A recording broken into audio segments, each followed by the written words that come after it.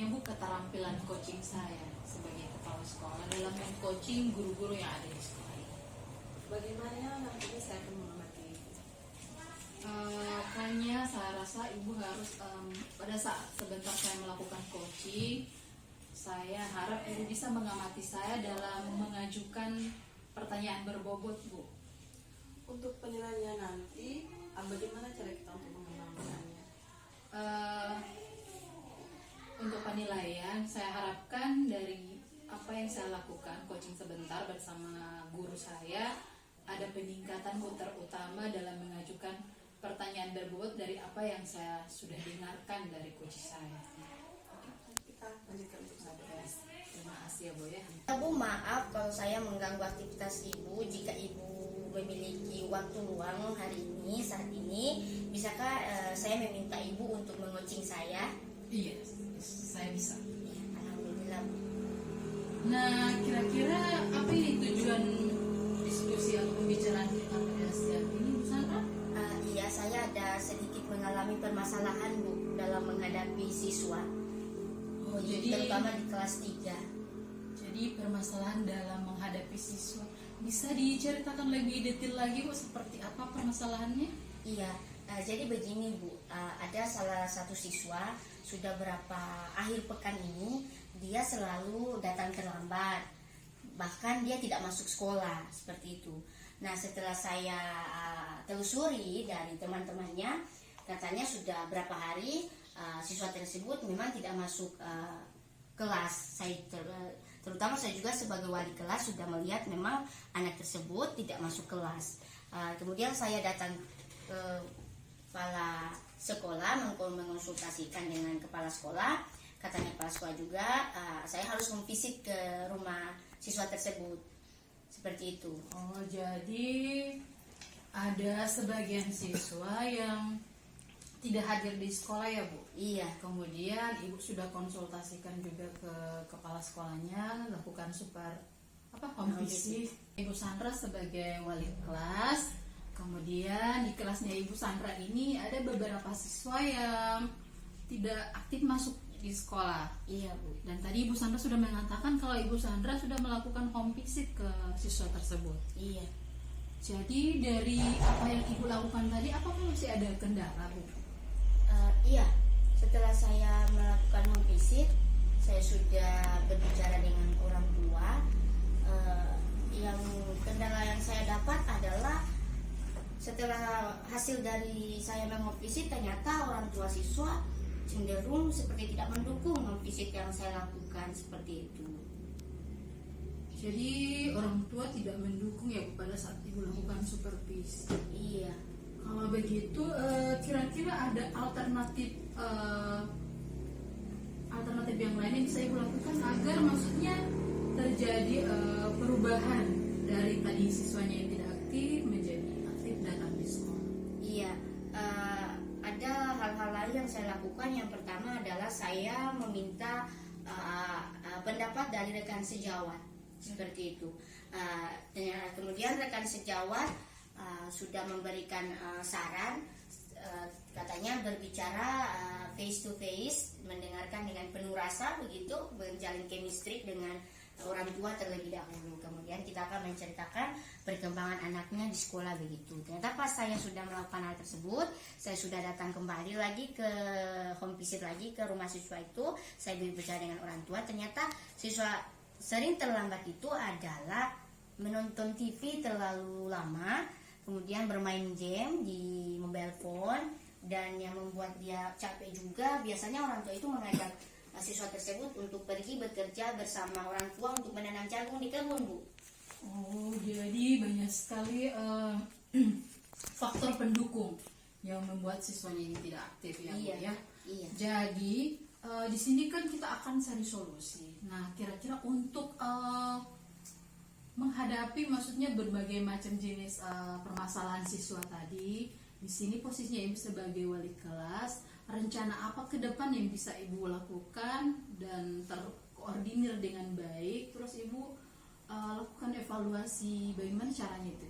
Iya, rencana ke depan itu saya menginginkan siswa itu agar masuk sekolah dengan efektif sesuai dengan aturan-aturan sekolah seperti itu. Nah, kemudian langkah berikutnya itu sebenarnya juga siswa ini takut untuk masuk karena sudah terlambat. Nah, saya menggunakan segitiga restitusi, Bu. Saya mengajak siswanya begitu ke suatu ruangan, saya gali dulu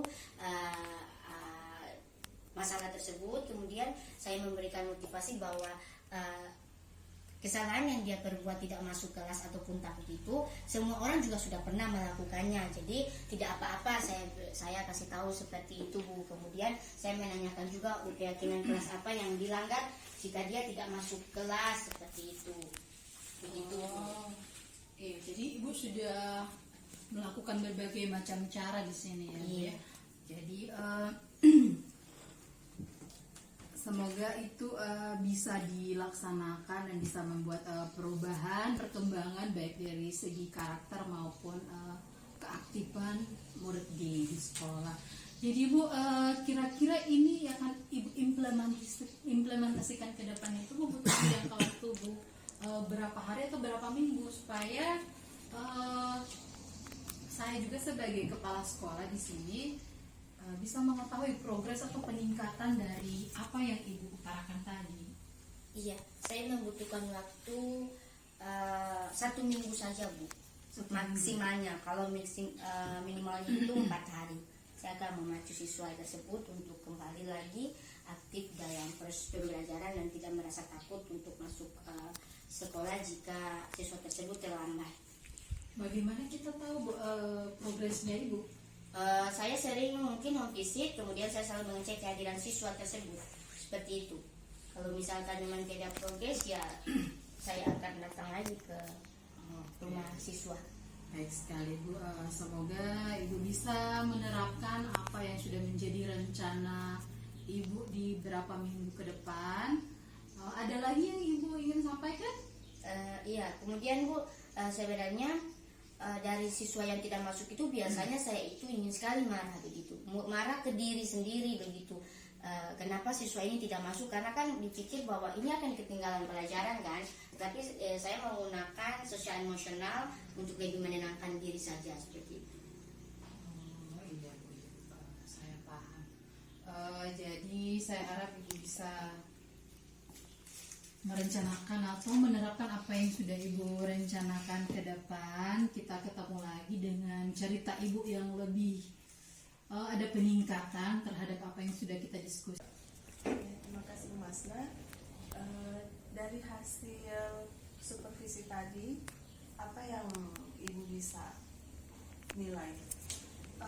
Tadi, Bu, saya merasa sudah ada peningkatan dalam membuat kompetensi yang saya rasa masih kurang, Bu, yaitu mengajukan pertanyaan berbobot. Karena saya tadi bersama coach saya terjalin komunikasi yang efektif. Apa yang membuat Ibu berpikir demikian? Karena saya merasa, Bu, tadi itu proses coachingnya saya itu lancar, dan baik saya sebagai coach dan guru sebagai coach itu terjalin hubungan yang efektif, Bu, dan komunikatif. Jadi saya juga tidak bingung dalam menyusun suatu pertanyaan berbobot, Bu. Boleh saya menyampaikan pendapat saya? Boleh sekali, Bu. Dari yang saya amati tadi, saya melihat memang proses coaching yang Ibu lakukan sudah sangat baik, sudah sesuai, malahan melebihi dari standar yang kita harapkan. Terima kasih, Bu. Bagaimana pemikiran Ibu setelah mendengar hal ini? Saya merasa senang, Bu, karena di sini kan posisi saya sebagai kepala sekolah harus menjadi pemimpin yang baik untuk rekan-rekan. Contohnya, saya bisa membantu rekan guru dalam mengatasi atau mencari solusi dari permasalahan mereka. Dari diskusi ini, bagaimana ke depannya yang Ibu bisa terapkan? Saya akan terus melatih kemampuan ataupun keterampilan coaching saya yang tadinya hanya 1 kali melakukan coaching ke sebagian guru. Mungkin saya akan adakan jadwal bekerja sama dengan wakil kepala sekolah bidang kurikulum agar bisa dijadwalkan. Jadi diusahakan itu semua guru berani berani dan apa ya, mereka itu ingin di coaching tanpa harus saya perintah atau saya paksa sebagai kepala sekolah. Kapan kira-kira ya bisa dilakukan? Kira-kira itu biasanya kan di 1 bulan itu biasa ada rapat. Nanti saya akan sampaikan di rapat terkait apa yang sudah menjadi rencana saya ke depan, Bu. Iya, terima kasih. Semoga apa yang menjadi harapan Ibu bisa terlaksana dengan baik. Amin, Bu. Terima kasih. Terima kasih, Bu. Ya.